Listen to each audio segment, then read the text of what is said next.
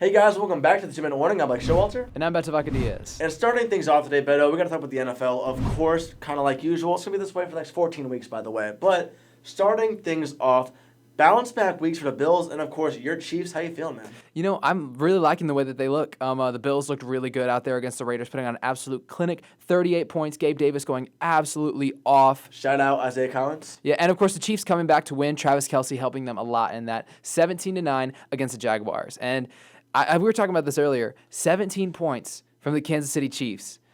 I don't know if we're ever disappointed with 17 points and a win in the NFL, but the Chiefs' offense does not look as sharp as they usually do. My thing is a win, but a 17-9 win against the Jaguars, who in my opinion don't have the most stellar defense in all of the league, of course. I was expecting a lot more from the Chiefs, especially with Travis Kelce coming back. So yeah, I was quite surprised, but honestly, I might be even more surprised by the lack of production on the other side of the ball from the Jaguars. Really surprising there. Trevor Lawrence, I mean, shoot, that offense along with him, Travis Etienne, Calvin Ridley, who looked really good week one, only being able to put up 9 points is kind of stunning and really disappointing when you have Calvin Ridley on your lineup for fantasy. So, yeah. I think it's a testament, though, to the Chiefs' defense. Having Chris Jones back in this week definitely helped us a lot. Huge.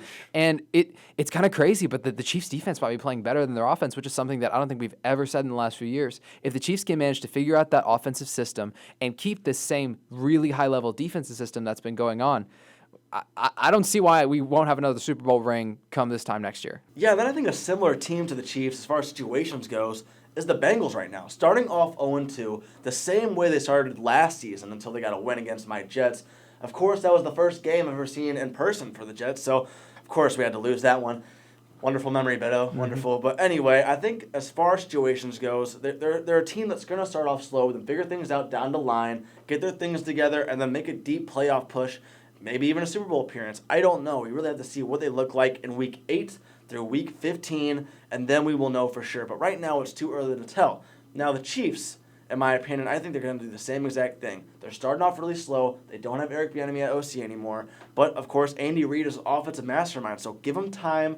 Give them a little time to figure things out is what I'm saying. They just got Travis Kelce back. He got a touchdown in the last game. He looked really good. You were saying Chris Jones and the Chiefs defense looking really good as well. I think that's going to keep on going for the rest of the year. But, yeah, man, so I know you're a Chiefs fan, so I think it's going to still be a great year for them. Yeah, I couldn't agree more. I'm not worried about any of these guys in the AFC, the Bengals, the Chiefs, or the Bills. They all looked phenomenal last season, and they're going to do the exact same thing this season.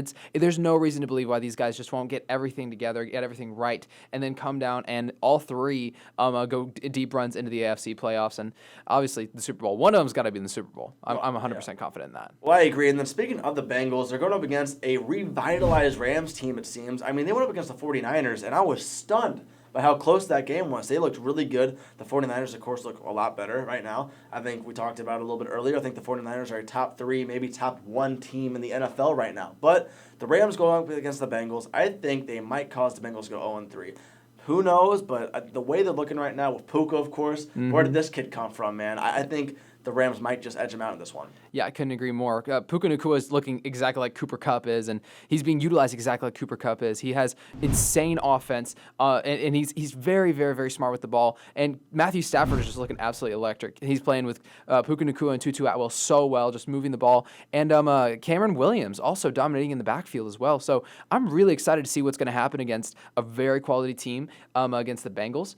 Can the Bengals bounce back against this Rams team, or is the Rams just going to run over them? They scored 23 points against the 49ers, and so that's very intriguing. They scored 30 points in Week 1, 23 points here. Can they put up another high-scoring performance and edge out these Bengals team who've been really struggling lately? Well, yeah, let's just talk about Matthew Stafford real quick. He has looked absolutely amazing right now, and a guy who people were questioning whether he'd even come back to the NFL this year. He got his ring. He had his success. They thought with this major injury he had last year that maybe he would just pack it up and call it a night.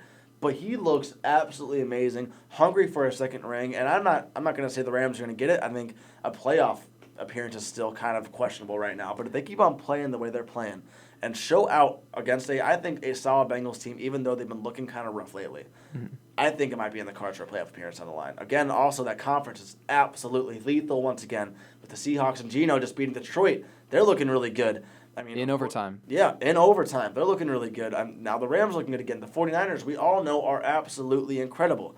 So definitely a conference to look out for. I think between the NFC there and also the AFC East with us, I think those are two toughest conferences in the entire league right now, and ones you definitely should look out for. Yeah, I couldn't agree more. And the scariest part is Cooper Kupp isn't even on the field, and they're playing so well. So if they can add that offensive weapon in Cooper Kupp and just keep the system, Sean McVay is a brilliant coach. Agreed. He is going to just continue to get better and better and better. And I'm honestly kind of getting scared for what's going to happen whenever these Rams take on the bigger teams like the Bengals with all of their starters healthy. One team that we're talking about whose starters did not end the game healthy. Sadly, again, I hate talking about injuries week after week, but Saquon Barkley left the game with what is being called an ankle sprain, I believe. And the craziest part about this isn't the fact that his ankle is sprained. It's the fact that he's saying he's going to be back on Thursday night against the 49ers. Unbelievable. I mean, he was predicted to be out for 2 to 3 weeks. Now being questioned to even come back this Thursday is absolutely unreal. Kind of unheard of, in my opinion. Hopefully, we can find out what that little fairy dust are using on him. Maybe put on Aaron Rodgers a little bit. Get him back in time for, I don't know. Don't want to be too ambitious here. Maybe week 6 for Aaron Rodgers. That'd be kind of nice. I mean, no, we go season ending to week 6, but the way Zach Wilson's looking, I'm going to have a panic attack. So get us a quarterback, please. Hopefully Aaron Rodgers. That'd be great. But, yeah.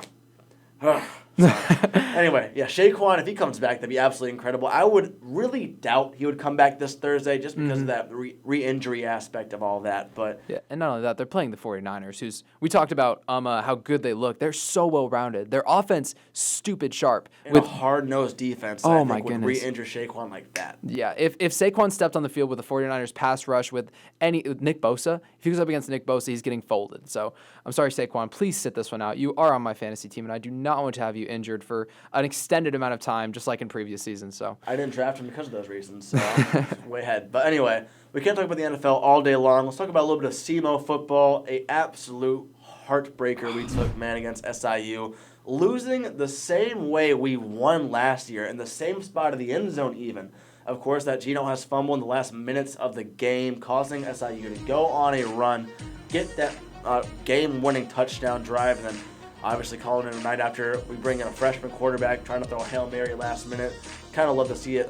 Coach Took talked about at the end of the game that he actually gave up his redshirt year to throw that pass. Isn't that incredible? Like, took up a whole year of his eligibility to throw that pass and get a rep in. Absolutely incredible. I mean, say what you want about our team. That shows the type of players that we have on our team, willing to give up everything for a win. Mm-hmm. Gotta love it. Yeah, I couldn't agree more. I mean, we fought hard. In the first two quarters, I was like, man, this team's look absolutely unbelievable. We didn't allow any points, no points in the first 2 quarters. Our defense looked awesome. And then the next quarter, 2 quarters, they come out and they do their thing, SIU does. But it was as advertised, war of the wheel. It was a war back and forth for all 4 quarters. And it was, like you said, it was very heartbreaking. But, I mean, we can take a little bit of good out of it. We know that we now have a competent, solid defense. We know that our offense is capable against a competent defense in SIU. And so I think we can take this and look to next week. I mean, use it as motivation, if you will, against Eastern Kentucky. It's going to be a close game, this one, too. Just touch on that one a little bit. We lost them last year. It was still a close game. Eastern Kentucky starting off 0-3. It's going to be a huge bounce-back game for us. It's not an OVC game, so it's not huge. But just for confidence and morale, I think this is going to be a big game for us. Yeah, very important game, especially knowing that we did lose to them last year in a tense matchup. I'd be looking at Geno, and I'd be looking at Paxton both. And it's really tragic that we lost Ryan Flournoy having a shattered hand. You could definitely see it affect us on the field, but Damari Vick, he had a great game. So we're just be looking at all the starters there, especially I think Geno Hess is going to come out with a vengeance. I'm sure he definitely feels guilty for fumbling the ball in the last quarter, ultimately costing us the game. But, I mean, there's only so much you can do. He ran the game perfect up until that point. And so just be looking for him to come out with a gigantic game, almost like a revenge match, if you will, in the next game. And just a little score prediction real quick. I think it's going to be another close game, in my opinion. I think we're going to win possibly by 7. That's the hope there. It could also be by a field goal, I think. But I think this is going to be another close game. EKU, don't let that 0-3 record fool you. They've had a tough schedule starting off. 2 of those games they lost against Kentucky and Cincinnati. Cincinnati was an absolute blowout, but Kentucky was kind of a close game. Kentucky 28-17. Yeah, man. But what do you think for score predictions? My score prediction last week was not on the money and whatsoever. I said 2 scores, and he went with what we're talking about now. So I'm going to agree with you. I think a field goal is perfectly within reason. I think we can go out there and win it just by one score. I know DC Pippen, he's an absolute stud whenever it comes to field goals, arguably best in the OVC. And so I would say field goal. I'm confident in that. No more for me to say, honestly, on that. Yeah, and if you look at DC on the sideline, he was locked in and ready to make that game-tying field goal. It's a shame that we couldn't get there, but I would love to see him win us a game in this upcoming Saturday. But you know what? That's all I have for this episode. Mate, anything else? I'm all good here. Well, thank you so much for watching episode 4 of the 2-Minute Warning. Be sure to follow us on Target Arrow on Instagram. We're going to be on Twitter coming soon. Follow us at the Southeast Arrow on Facebook. And, of course, flip your dang phone horizontally, swipe down a little bit, and press the subscribe button. Helps out a lot. Maybe even share a little bit. I know my mom's watching this one. Is your mom watching this one? My mom's watching this one, too. Shout out, Mom. Mom. Share with your friends. Thank you. All right, we'll catch you guys next time. Thank you.